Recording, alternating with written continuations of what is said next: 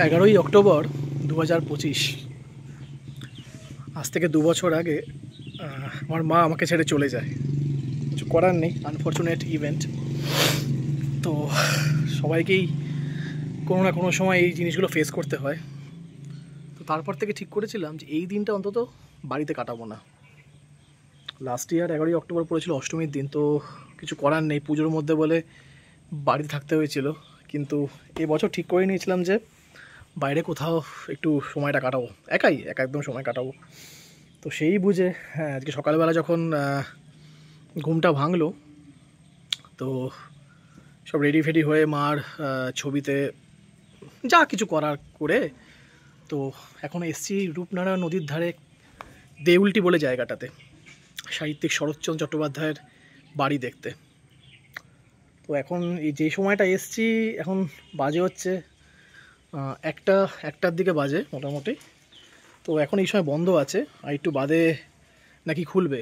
আমি দেখলাম আরও কিছু ভিজিটার্স ওখানে ওয়েট করছে, তো আমিও এখানে ওয়েট করছি। জায়গাটা বেশ সুন্দর, বেশ নিরিবিলি জায়গা। এই হচ্ছে জায়গাটা, ওই দিকটা হচ্ছে শরৎচন্দ্র চট্টোপাধ্যায়ের বাড়ি। আমি এখানটা একটা জায়গা ছায়া বসে আছি, ওইখানটা হচ্ছে রূপনারায়ণ নদী।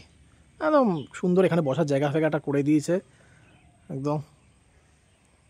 তো একটু ওয়েট করে যাই, একটু বাদে শরৎচন্দ্র চট্টোপাধ্যায়ের বাড়ি যাব, তখন সুন্দর করে ভিডিওটা আবার করব। তো ওয়েট করি আপাতত।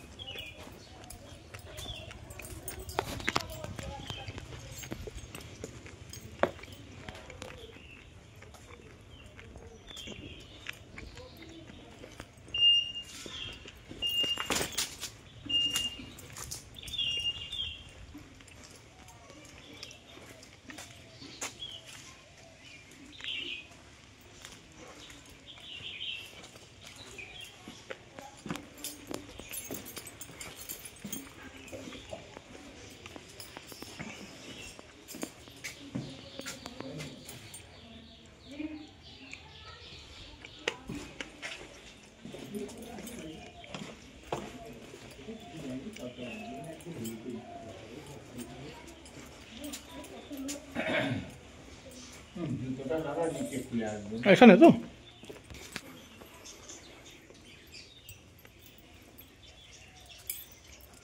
ডান দিকে স্ট্যাচুটা কি আছে?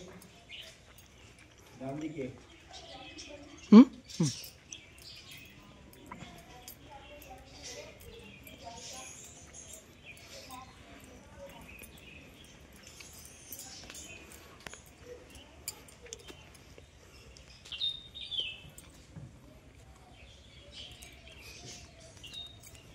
একেবারে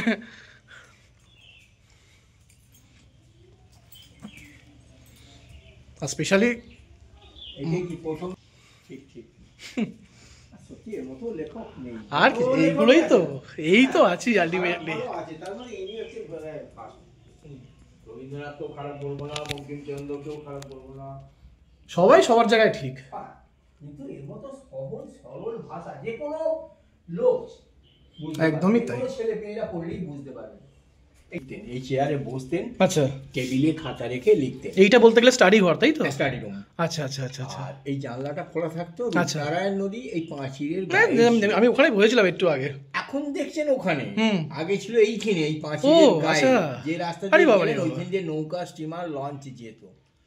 মানে সাহিত্য লেখার জন্য আদর্শ পরিবেশ যেমন হওয়া একদম। উচিত অ্যাকচুয়ালি। এই বাধাটা তো আমার বাবা লাগিয়েছে, 4 পুরুষ ধরে দেখাশোনা করছে এই বাড়ি। আপনি কি এখানেই দেখাশোনা করেন এই বাড়িটা? 4 পুরুষ ধরে চলছে আমার, বংশ পরম্পরায় চলে গেছে। আচ্ছা হ্যাঁ, আচ্ছা। বংশ আপনার নাম? আমার ডাক নাম বাপি, 12 নাম সুব্রত পতি। আচ্ছা, আমার ছেলেও থাকে। তো কিন্তু আমার বক্তব্য হচ্ছে এই যে এত বড় বাড়িটা মেনটেনেন্স কিভাবে হচ্ছে? মেনটেনেন্স 2007-এ হেরিটেজ করে, আচ্ছা, পশ্চিমবঙ্গ সরকার। গভর্নমেন্ট আচ্ছা, হেরিটেজ, ওকে। কিন্তু বাড়িটা হেরিটেজ, মালিকানা নাতি আচ্ছা এখন আচ্ছা। এ করেন, কিন্তু আমার উপরে পুরো দায়িত্ব। না সে তো বুঝতেই ঠিক আছে? পেরেছি, এত সুন্দর একটা, এগুলো তো মানে বাংলার সাহিত্যের যাকে বলে। সরকার থেকে আমাদের কিছু 1 পয়সা দেয়নি, আচ্ছা গভর্নমেন্ট থেকে আমরা 1 টাকাও পাই। আচ্ছা। ঠিক আছে, ওই 2007-এ হেরিটেজ করে এই রাস্তাটা করেছে, এই যেখানে যা ভেঙে গেছে পুরো বাড়িটাকে রং টং করে এমনি কোনো দেওয়া হয় না? না। আচ্ছা। আর এই যে ওনার জুতো, ওই লাঠি আচ্ছা ঢাকা বিশ্ববিদ্যালয় থেকে ডিলিট উপাধি দিয়েছিল 1936 সালে। আচ্ছা। এইটি ছোট ভাই, মেজ ভাই বেলুড় মঠের মহারাজ, এইটি ছোট ভাইয়ের ছেলে, তার ছেলে। এখন এই বাড়িটা কবে তৈরি হয়েছে? 1923 সালে জায়গাটা কেনেন। 1923-এ কেনেন। 1926 থেকে 1938, 23-24 থেকে বাড়ি শুরু করা, আচ্ছা। তৈরি করা। হুম। আর 2 বছর লেগেছে বাড়িটা তৈরি করতে। এখানে কি আমৃত্যু ছিলেন উনি? মানে জীবনের শেষ 12টা বছর এই বাড়িতে কাটিয়েছেন। আচ্ছা, ওনার আচ্ছা। জন্মস্থান হুগলি জেলার ব্যান্ডেল স্টেশন থেকে যেতে ব্যান্ডেল? হবে। হুগলি জেলার দেবানন্দপুর। লেখাপড়া শিখেন মামার বাড়ি, সেখান থেকে চাকরি সূত্রে রেঙ্গুন চলে যান। বার্মাতে রেলে চাকরি করতেন রেঙ্গুনে। সেখানে অভয় শ্রীকান্ত, দেবদাস, পথের দাবি, বিখ্যাত মানে কালজয়ী সৃষ্টি যাকে বলে, একদম সব বই লিখেছিলেন। আর এখানে জীবনের শেষ 12 বছরে উনি লিখেছিলেন পল্লী সমাজ, অভাগীর স্বর্গ, বামুনের মেয়ে, মহেশ, রামের সুমতি, শ্রীকান্তের 4র্থ পর্ব, কমললতা, শেষ প্রশ্ন, লাস্টে লিখেছিলেন বিপ্রদাস। ঠিক আছে, 4 পুরুষ ধরে এই বাড়ির কেয়ারটেকার, 2জন চলে গেছে ওপরে, দাদু বাবা, আর আমি 3 নম্বরে আছি। আর আমার ছেলে থাকে এখন।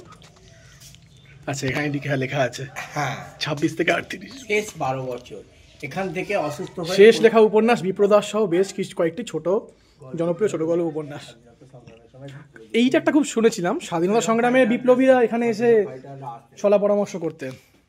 এই ঘরে বৈঠকখানা ঘর, এখানে বিপ্লবীদের আচ্ছা, সঙ্গে মিটিং করতেন। এটা বৈঠকখানা ঘর। আচ্ছা আচ্ছা আচ্ছা।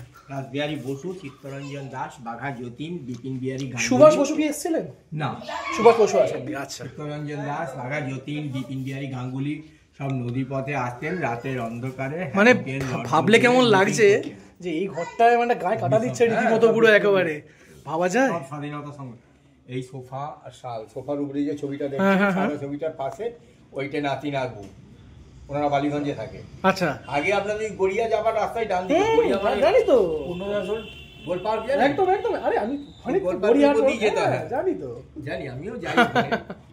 ওনার বাড়িতেই যেতাম আগে, পুনরাজ রোডের বাড়িতে থাকতো গোল পার্কে। এখন ওনার বাড়ি করেছে একটা। আপনি এখন কলকাতায় যান?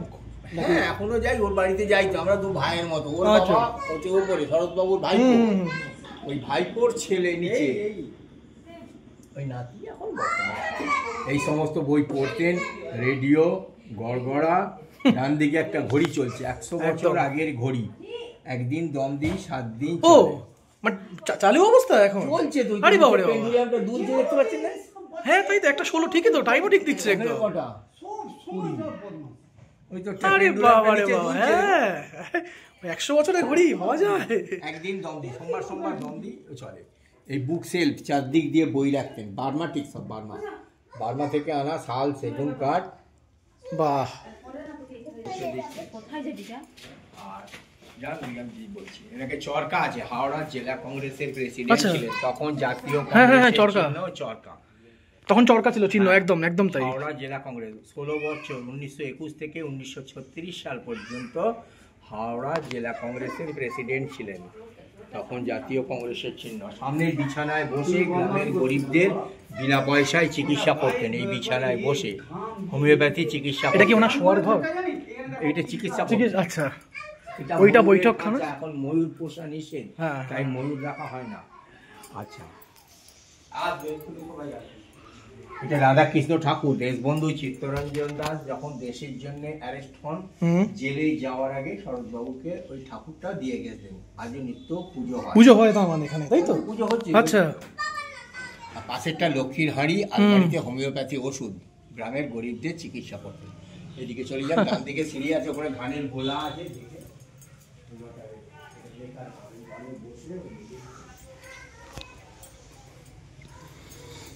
সত্যি মানে শরৎ চাটুর্যের বাড়ি, ভাবা যায়। এইটা মোস্টলি বা ধানের গোলা,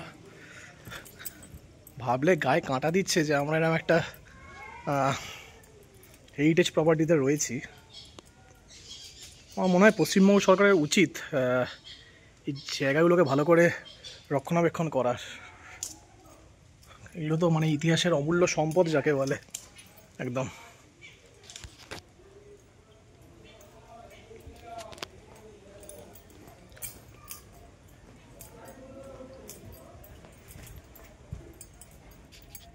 এখানে কিছুই নেই মনে হয়, না কিছুই নেই। ঠাকুর ঘর ছিল, বাবু ওই ঘরে পুজো করতেন এই রাজা আচ্ছা ঠাকুরটা। আর এইখানে রান্নাঘর ছিল, 78 সালে বন্যাতে পড়ে যায়। আচ্ছা, আর ওইটা ধানের গোলা, এটা ধানের ওইদিকে গোলা, বাথরুম হ্যাঁ। পায়খানা।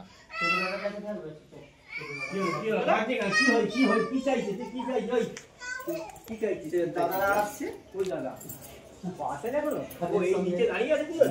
ঠিক আছে, ওরা সবাই আসুন না,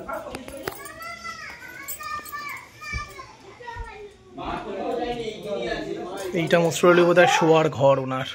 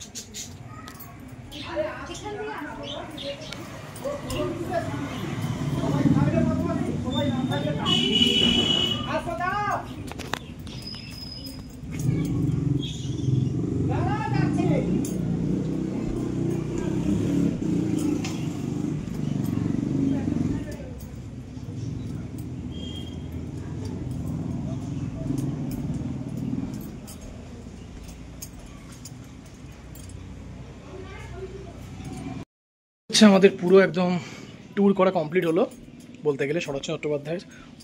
আমার বাড়িটা হেভি লেগেছে, দারুণ লেগেছে, একদম অসাধারণ কাজকর্ম যিনি আছেন, যিনি রক্ষণাবেক্ষণ করেন কেয়ারটেকার হিসেবে। তিনি বংশ পরম্পরায় 4 পুরুষ না 3 পুরুষ ধরে এই কাজটা করছেন তিনি মোটামুটি অলমোস্ট গাইডের মতো কাজ করে দিলেন। অনেক কিছু ইনফরমেশান জানতে পারলাম।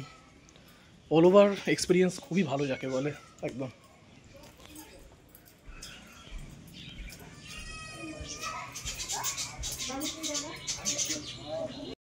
এখন যেখানে বসে আছি বিরামপুর কালী মন্দির, সেটা অলমোস্ট এই যে দেখতে পাচ্ছেন আমার এখানে, এইটা অলমোস্ট 200 বছরের পুরনো প্রায় বলতে গেলে।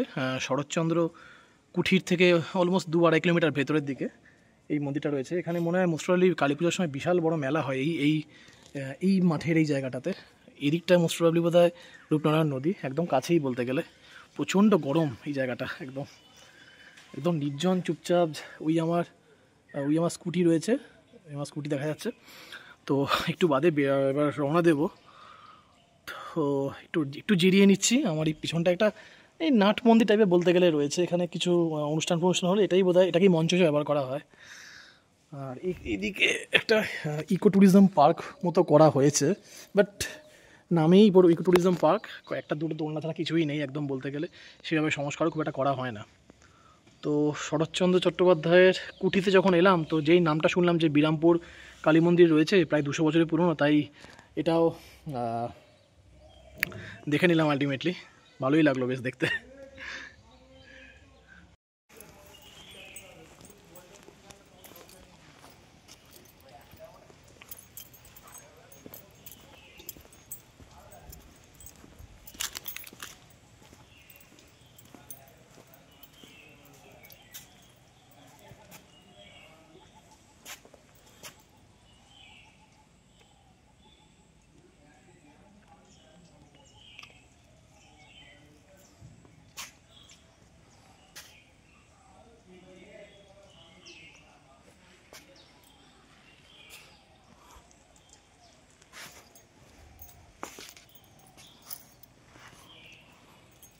মোটামুটি সব দেখা শেষ। এবার আমার পেছনে রূপনারায়ণ নদী, একটু নদীর ধারটা দেখে, প্রচণ্ড রোদ, নদীর ধার দেখে এবার কলকাতায় ফিরবো। ভালো করে নদীটা দেখে নাও একটুখানি, ভিডিওটাও ভালো করে করছি, দেখা যাক।